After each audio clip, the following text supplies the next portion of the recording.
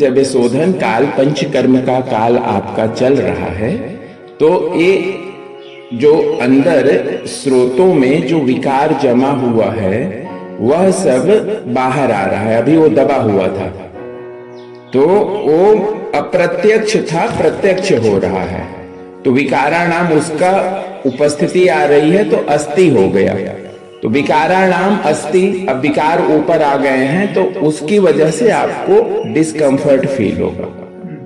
એટલે એવું લાગે થોડા સમય માટે કે સારું નથી લાગતું, પછી પાણી વાણી પીઓ, થોડા આમ તેમ આટા મારો તો બેસી જાય। तो ये विकाराणाम अस्तित्व की वजह से ऐसा हो रहा है।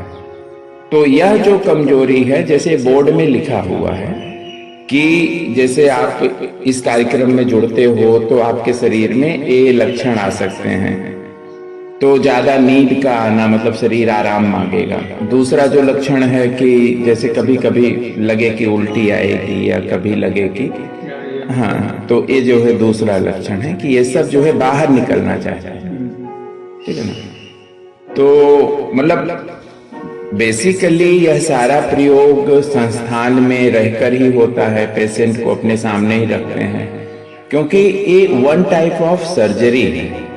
मतलब रोग को सीधा ही वहां से उखाड़ के जो हमारे निकलने के जो रास्ते हैं, मल का रास्ता, यूरिन का रास्ता, पसीने का रास्ता और सांस का रास्ता, इन चारों रास्तों से रोग को बाहर निकाल देना, मतलब इस टाइप की ये बिना किसी हथियार की सर्जरी है। तो ये सर्जरी आयुर्वेद की, पंचकर्म की यदि कोई भी कराता है तो अगर वास्तव में औषधियां शुद्ध हैं तो उसके अंदर कोई भी रोग की जो जड़ है उसका उन्मूलन हो जाता है। और कैंसर वगैरह भी इसके लिए बहुत नॉर्मल चीज है अगर शुद्ध पंचकर्म कराया जाए तो सारे रोगों में पंचकर्म का विधान अलग अलग होता है। मतलब उसमें औषधि का विधान अलग होता है, उसमें दिन टाइम अलग लग जाते हैं। लेकिन हमारा उद्देश्य है जो प्रामाणिक पंचकर्म है वो जन जन तक पहुंचाना। तो हाँ, वो तो आपका पहले दिन से मसाला खाता दे बंद। अच्छा, उसका तो पता ही नहीं था हमें।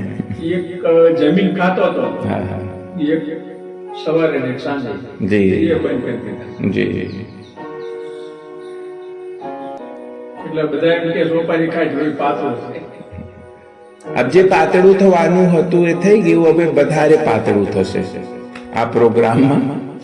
એટલે બીપી ની ટેબ્લેટ પણ છૂટી જશે। આજે આપણે બીપી પણ માપીશું, પછી જરૂર ના લાગે તો આજે તો લીધી છે। अच्छा, पच्ची मापिया पच्ची जी जी।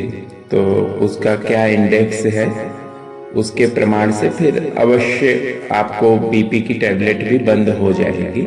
देखिए, आवश्यकता नहीं है तो फिर जो है उसको एक बार बंद करिए, क्योंकि फिर ये सारी चीजें अंदर से टॉक्सिन्स को निकाल रही हैं तो अपने आप शुद्धि हो रही है। नसें सब आपकी वो लचीली होने लगेंगी। जब ये सब कठिन वस्तु बाहर निकलेगी तो लचीली हो जाएंगी।